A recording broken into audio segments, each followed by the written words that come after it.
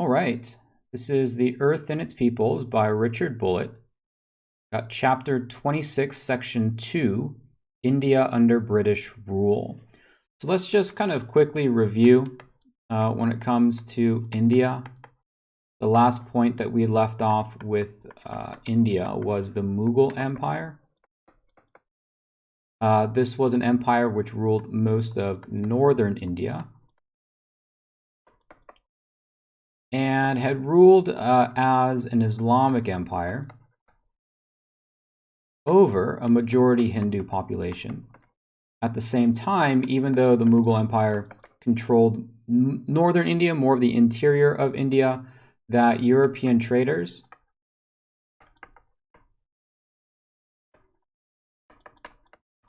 were beginning to make their presence felt along, especially the coastline and these various trading port cities. So much so that beginning in the 1750s, that the Mughal Empire's control began to really diminish. Their power began to diminish. They had even been successfully raided or conquered by invading people from modern-day Afghanistan, but continued to exist in name. So the reality is local rulers called nawabs. A nawab is a local ruler. In many cases, nawabs were Hindu, representing the majority population, but not necessarily. India is a country in which the divide between Hindu and Muslims maybe something like 85-15%, something along those lines. So certainly a majority Hindu nation, Hindu being a religion, and the Muslim population numbering 15%, which is considerable, but certainly the minority. And of course, the Mughals were Muslims themselves.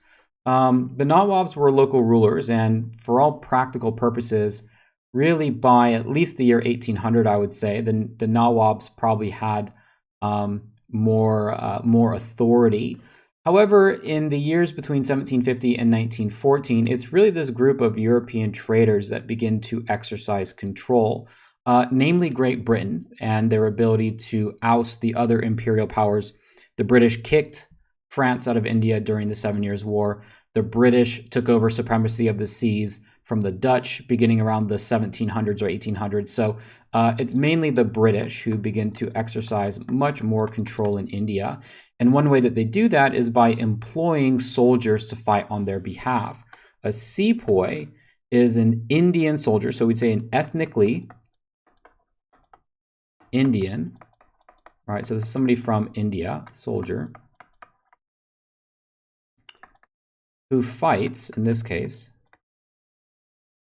for the British, typically for money, right? For money. And it's the ability for countries like Great Britain to employ large numbers of sepoys that they further exercise control.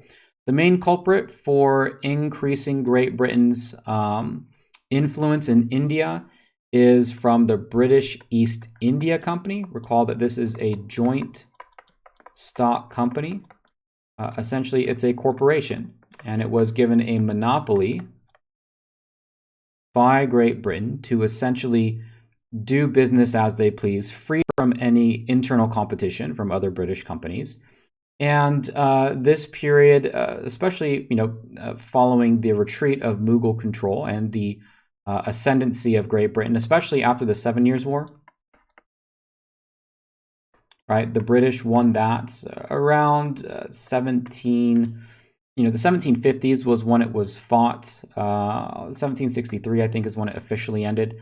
They defeated France in that war, and as a consequence, also kicked France out of India, pretty much paving the way for British domination. After that point, the company begins to exert a lot of control. We refer to this period in British imperialism of Africa as company rule, in that the government of Great Britain didn't necessarily control India outright. Instead, it was the actions of this joint stock company that really dictated what was going on in India. One of the individuals, sometimes referred to as like the pioneer of British imperialism in India, was Robert Clive. So we might say pioneer of British imperialism. and he was given imperialism. He was given authority by the Mughal rulers. We got the Mughal Empire up here. Given authority by the Mughal rulers to control what is modern-day Bengal. Slowly but surely, the British East India Company took over some very important cities. Calcutta is an example. Bombay was an example of another city the British took over. And other areas along the coast, so much so that these being the most populous areas, that during company rule, the British East India Company could technically be the largest country in Europe at the time, just going off just simply the population, right? Generally speaking, we refer to British India as the British Raj. So this just means the British regime in India. Sometimes it's used to describe British India after a certain date. We'll actually get to that point after 1858. But it can just also be generally used to describe just, the British presence in India, generally speaking. But the British Raj and the British East India Company was not only there for the purposes of economics. I mean, that is true. I mean, ultimately, the goal of a joint stock company is to make money. But along with the British East India Company came Christian missionaries, British settlers who wanted to reside in India permanently. And some of this had an impact on the culture. And so westernization, Anglicization, which means just Anglo means English, right? And modernization, which would mean something like technology, right? Or at least, bringing over modern institutions. This sometimes created a sort of cultural conflict, right? That westernization, Anglicization, and modernization, we might describe this as British, maybe we'll say just British culture, imported to India. I mean, the point is that it wasn't just purely economics, that there were efforts by the company to reform parts of India that imported, again, British culture. We could also say British law, British legal systems, whatever it is. One example that the company used was land policy, and through land policies, more or less the company was able to confiscate land in India, and thus became a major landowner there. This was also something that created conflicts and tensions with the local Indian population. Both these things, right? The importation of culture, but also policies that confiscated or took over land. Now, in India, it was a multi-ethnic subcontinent, is what we'd refer it to. The primary or the majority population, again, was Hindu. This is a religious group. We talked about India previously and the strict caste system. The caste system is the social structure. Right, we would define this as very rigid, in which each person belongs to a specific class, and you can only interact and socialize and marry and work with members of your class. At the very bottom of this is referred to as the untouchables, so we might call the untouchables. They are people or the class on the bottom of the social pyramid. Right, or at least at the bottom of the social structure or the caste system. Untouchables were typically those people who were involved in professions that were deemed sort of, undesirable, right? So grave diggers, maybe people who had to deal with corpses as part of their profession.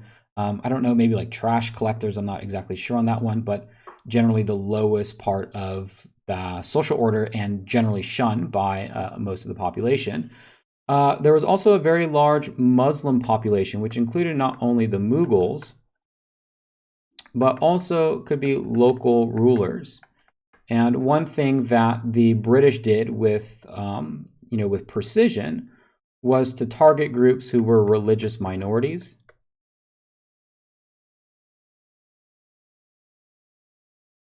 And elevate them to positions of power, over the local Hindu Nawab, for example. And, in this case, groups like the Sikhs, groups like the Gurkhas, these were, employed in British armies. The same thing could be said for the Muslim population. The British tended to favor that minority to kind of offset some of the, to really open up the way and allow for the British to more easily control India by sort of elevating minority groups over majority groups. This was a common feature of imperialism, in fact, everywhere in a lot of different places, not just in India. But nonetheless, a lot of resentment built up against British rule, whether it was, the importation of culture, unpopular policies like the confiscation of land that occurred, eventually culminating in the Sepoy Rebellion, sometimes also referred to as the Sepoy Mutiny. Mutiny? M-U-T-I-N-Y? I don't know. Or sometimes referred to as the Great Rebellion or the Revolution of 1857 by Indian nationalists. So what was the Sepoy Rebellion, the Great Rebellion, or the Revolution of 1857? So these are different words for the same thing. This was an uprising of sepoys. Again, a sepoy is an Indian soldier who fights on behalf of Great Britain. So this is an uprising of sepoys against British rule, right? And in some cases, this meant the coming together of these various religious groups like Hindus, Muslims, Sikhs, and Gurkhas, which historically and traditionally were divided and warred with each other very frequently, but the coming together of some of these groups of people against the common foe here, which is the British, who have been able to exert a great amount of control and influence in India.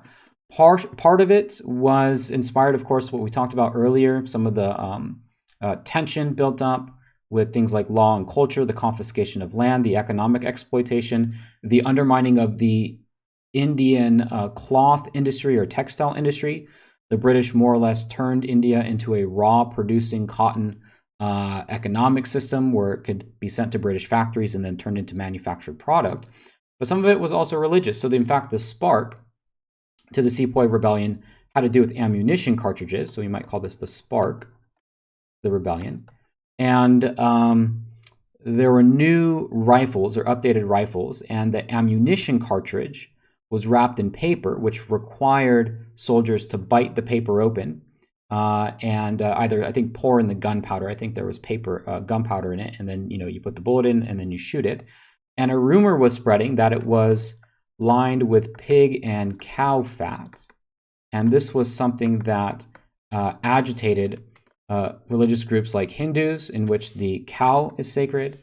It agitated the Muslims because of the prohibition against eating pork. And it was this kind of rumor almost that spread that offended these religious norms, which spurred on and started this rebellion. And then, of course, it was all of the other grievances which sort of turned this into a mass movement, in fact. At the end of the day, the British suppressed the rebellion. So the British ended up on top and, in fact, exerted more control and more power over India. But again, from the perspective of the British, this is a rebellion or a mutiny, right? Sort of a treasonous action. However, to Indian nationalists who will seek to oust India from its British influence, this is often remembered as a great rebellion or even a revolution, much like maybe the American Revolution in 1776. So the Sepoy Rebellion spurred on, in the aftermath of this huge rebellion, pretty significant reforms in India. First and foremost, an ending to Mughal rule. So the Mughal Empire officially ended in 1858. The British dissolved it. Now, it really didn't have a lot of influence before that anyways. It existed in name, but officially was put to an end. And company rule was put to an end. The British East India Company acting kind of like a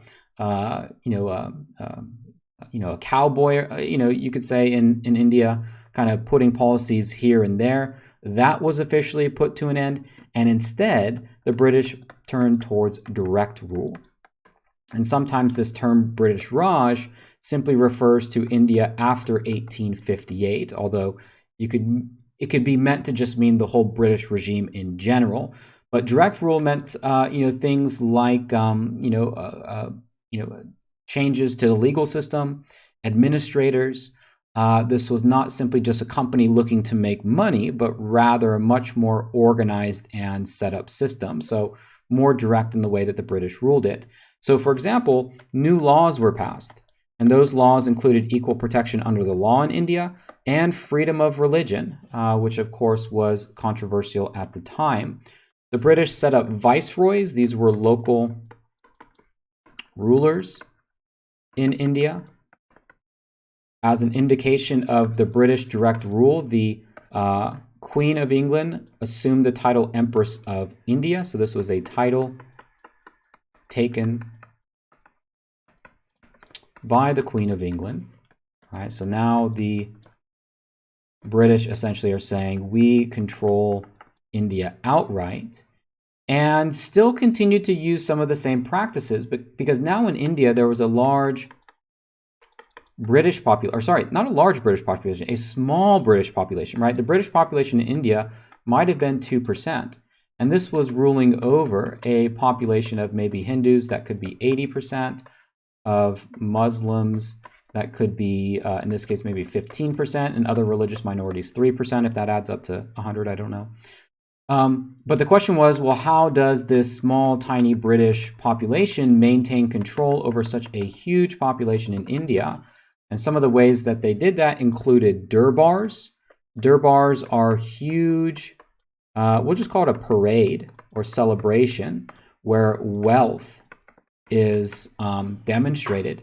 And this was not only true of people who were British, but a lot of these local rulers, right, the Nawabs, would also be involved in these huge celebrations. And this would be sort of a demonstration of how the upper classes and how the wealthy in India and the wealthy in British are essentially in cahoots with one another, right? You can see a celebration of a durbar here. So that was a way of appeasing really some of the local rulers, was just throwing these huge parties, right? And some of these have massive attendance. Another way to more efficiently administer things was to create a civil service or a bureaucracy. And the civil service or bureaucracy would do things like, tax collection. They would carry out the British laws, everything that a government needs in order to administrate. And so the British set this up in a way so that in order to become a part of it, examinations were required. Now, at first, it was dominated by mostly British people, right? So this 2% would continue to staff various arms of the government, but became gradually over time more open to what we call Indian civil servants. Still not proportional to the population by any stretch of the imagination, but still a certain percentage of government workers in India achieved their position by taking the exam, being hired and staffed by the British government, and could therefore exercise some sort of local control in tax collection, law, census taking, whatever that process might be. Additionally, with a more formal control over India came more investment. The railroad boom, the British built many railroads. I think your textbook mentions that as a result, India became the country with the 5th most railroads in the world. They were primarily built in order to facilitate British trade that would enrich the British more so than the Indian population. In fact, the construction of railroads could be rather disruptive to people's livelihoods, their homes, their businesses. But railroads also became a part of Indian culture.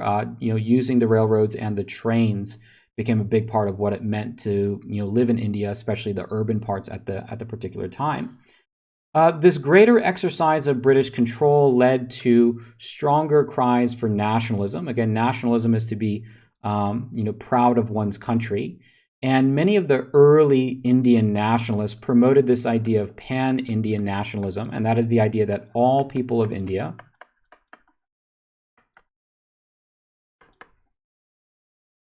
should unite to oust British rule. Most importantly, of course, this meant for the two dominant groups there, Muslims and Hindus, right, historically, that these religious differences need to be set aside. Hindus and Muslims need to come together in order to try and get rid of a bigger threat, and that is the British. And so advocates for pan-Indian nationalism promoted various reforms, some of which were embraced and included by the British government. So, for example, also a big problem to unite all Indians was, what about caste, right? What about uniting the upper caste with the untouchables? Well, reformers proposed to abolish the caste system. This would be a very hard pill for members of the upper caste to swallow, and still, in some senses, despite efforts to reform, exists to this day in India to a certain degree. But other reforms that the British cracked down on were these. So these were British, probably prohibitions or bans. The practice of sati, slavery should go without saying. Female infanticide, that's kind of like, the tendency to either, well, I guess we would call this in a certain sense the killing of very, very, very young girls, right out of the womb, in order to ensure that families have a male instead of a female. It is like you might call it something like abortion, the abortion of female or women children. I don't know if that term would apply to this time, but it's a modern term that kind of better encapsulates what's going on in this particular instance here. Sati, this was ritual suicide. And the idea was that when a married woman's husband dies, she would be expected to commit suicide and die with her husband. All of these things were part of the culture in India, and the British came in along with those who advocated pan-Indian nationalism to ban these things, right, in an effort to try and decrease some of the tension between Hindus and Muslims. The premier nationalist group was the Indian National Congress, so we'll call this the formal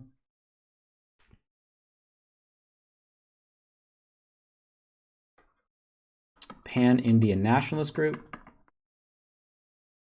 They were founded in 1885. And even though they advocated in India for all Indians, those that made up the group were primarily educated in Western schools, were primarily from the upper caste, and also were primarily Hindu.